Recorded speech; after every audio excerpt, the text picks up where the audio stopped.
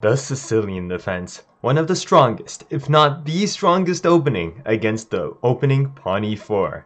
Now in today's chess video, I'll be showing you my counter to the Sicilian defense and how I defeat many people, even at the strongest of levels, by playing this tricky yet very simple technique. Alright, let's get straight into the delayed Alapin, coming straight up.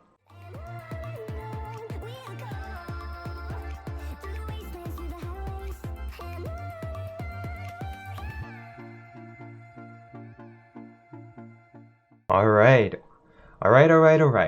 So, what is this counter that I'm going to be showing you, and how do you play it? Well, this opening is something I actually discovered quite a while ago, a pretty long time ago, and is one of my go-to weapons whenever I know my opponent plays the Sicilian defense.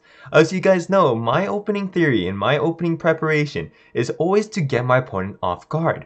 Why should I play something my opponent knows when my opponent probably knows it much better than me? If you've been playing it for 40 years and I've only been alive for 20, obviously you're going to be better than me at playing those openings. So when my opponent plays pawn c5 after I play e4, I'm going to play knight f3. I'm going to lure my opponent into a false sense of security here. And when they play pawn d6, they're going to be like, well, Sean, I know you're going to play pawn d4, or you're going to play some closed Sicilian, because those are the most common variations. But this is when I surprise them with this whammy. I play pawn c3, and it's called the delayed Alapin variation.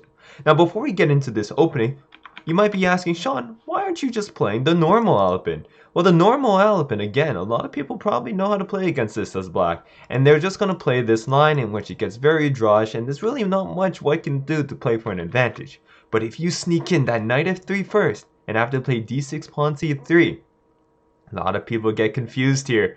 And the thing is, the reason why this is so confusing is because it doesn't look, well, very bad, and in fact it isn't very bad.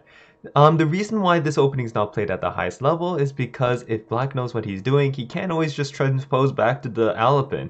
But in my experiences, I've never had somebody transpose back to the Alapin, even at the highest level. Instead, they often play very fast here. They say, well, I'm a Sicilian master, I'm just going to play some normal stuff here. And if you play the normal stuff like knight c6, if you play g6, in fact, if you play any move that's not the main line in this variation, black is already in a much worse position.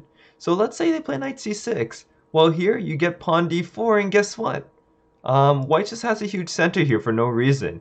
And black just gave a huge center to white, and white has a huge, easy to play opening from here on out.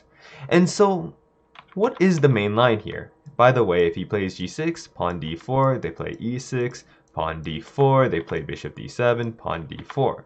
Well, the move that they can play is knight f6. But after knight f6, this can get a little bit confusing because your first reaction to knight f6 as playing white might be to play bishop d3, protect that pawn, play pawn d3. But the thing is, the point of this opening is we want to play d4, and when our opponent captures back, we want to capture back with our c pawn. So if we play any of these moves like here, here, or here to defend e4, we're not playing d4 anytime soon. So we don't really want to be doing that.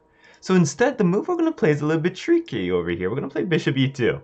And I don't know, people under 1600, they always just fall for this, especially if you're very low rated and you're like an 800, they think they just blundered the pawn. Funny story, I taught this again to one of my students at one of my old schools to play against a 1600 rated player, and the player I taught it to was like unrated, so they played this, their opponent just snapped the pawn because they thought it was a blunder, but then the simple move queen a4 check just wins the knight. And it's just a free knight, and you can have a very amazing game after they block or something. You take here, up a piece. Hopefully that's an easy win for you.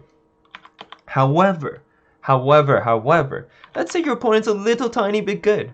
What if they don't capture here, right? What if they don't capture? Well, if they don't capture, the main line here is they play knight f6, because the thing is, well, I mean knight c6. The thing is, if they play something like g6, you're able to just get into a very nice position where you get the rook to e1, black castles, bishop f1, you're getting d4 and there's no way for your opponent to stop it. e5 doesn't do anything, d4 is still played, and you just get very nice positions because you have so much space compared to your opponent. So we'll be going over that variation in the next video for the delayed Alapin, but in terms of the main line which we're going to be going over today, well, the opponent should be going knight c6, and this is where you trick your opponent. You just say, I'm going to play d4 anyways. Come take my pawn. It's a free pawn. And if you think a little bit, can you guys figure out why knight takes e4 is not good? If you guys do, make sure to tell me in the comments section, because you are a pretty strong chess player. Because this, I've had a couple of people fall for this one. And they think, hey, you don't have queen e4 check anymore because, well, the pawn's in the way and the knight's in the way here. So there's no way you can win the knight, or there's no way there's a tactic here. But the answer is, well, d5 gets rid of the nut pawn that's blocking the way and the knight that's blocking the way. So it doesn't matter where they go. Whoops, there goes your knight again. And, well, that's depression right there. So, in this position, like, the best move here is actually very complex. And if you're a player who has never studied this before, which I can assure you not many people would study this for some reason, you wouldn't be able to find the main line here. And then so white just gets a huge center for no reason. Let's say he plays normally, g6, you get pawn d5. If they move here, well, their amazing bishop on g7, the dragon bishop is gone. You just play a move like f3, your pawns are so protected, you get c4, knight c3, bishop e3. Your position is just so good compared to your opponents here. And you can basically just win the game. And so, or just get a very nice position going into the middle game at least. And so what is the main line, you're asking, Sean? Well, the main line is you're supposed to take here, and only now, third time's the charm, you take on e4. Now you might be thinking, Sean, wait a second, d5 still works, right? And that's still the move that we're going to play here. But black has a sneaky queen a5 check that comes in between. And the idea is, well, we can't just move the king away, because when the knight moves, queen a4 check doesn't work anymore because the queen will capture us. But we just say we don't care. We're going to develop our piece, knight c3. And we set up another trap, a trap after trap after trap. If they take us and we take back, well, they can't take on c3 because bishop d2 happens, queen's under attack, knight is under attack, one must fall. And so the main line is after capture, the knight goes to e5. When knight captures back, queen captures now, forking the king and knight. When bishop d2, queen takes e5, and white can just castle here, and queen takes on d5. Now you might be thinking, Sean, what in the world, why are you teaching me this garbage opening? White is down 3 pawns. But the thing is, in this position, white actually has enough compensation here. In fact, in this position, it's actually equal for both sides. But who is it easier to play here? Be honest. Is it easier to play for white once you get this rook b1 moving? Or do you think it's easier for black, the person who's defending here? It's actually quite difficult. Like, what does black do here? You have a lot of threats. If they be greedy and take another pawn, it's game over already. Because bishop b5 check, bishop d7, capture, rook takes b7. That's game. Your king is in the center getting bonked around all over the place. You're getting checkmated very soon. That's no good for any chess player here. But what are you going to do here? The threat here is very simple. We're going to play bishop b5 check, and your king can't castle anymore. If you play a6, well, bishop f3 happens, and you lose the b7 pawn. And b7, again, well, guess what? This file is going to be mine, queen e4 is going to happen, you're getting checkmated. This is so dangerous for black over here. And every move that looks normal, like bishop d7, falls for a certain reason. Bishop f3, take on b7.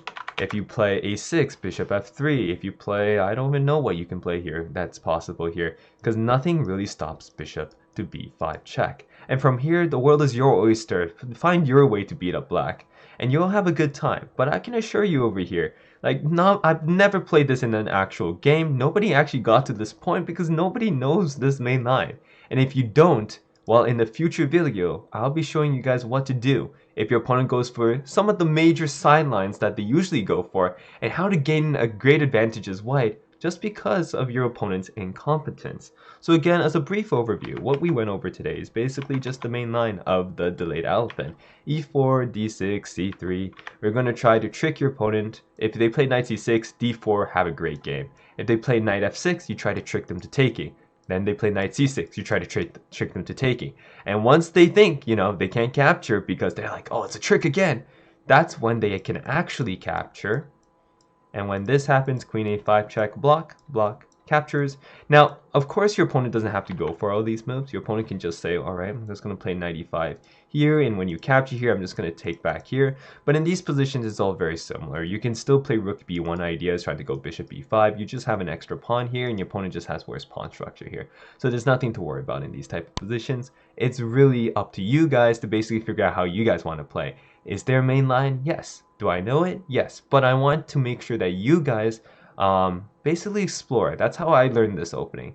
I just tried it a couple times against computers. I never really got to play this in real life, as I told you guys, but it's just a lot of fun playing on the white side, and I can assure you it's black who's going to blunder first before you do. Alright, so I hope you guys enjoyed this first video in the delayed Alapin. The second part should be out by Wednesday, if not Thursday. And in that variation, I'll be going over this line over here. The line that most people seem to play against me for some reason, after c3, knight c6, d4. Well, I'm going to be teaching you guys what to do in this type of position for white, and how to win this position, even though it looks very equal. I can assure you, I've never lost a position in this position, even against strong people, 2000 plus rated. Alright, I'll see you guys in the next video. Make sure to like and subscribe. Thank you so much for all your support. I'll see you in the next one.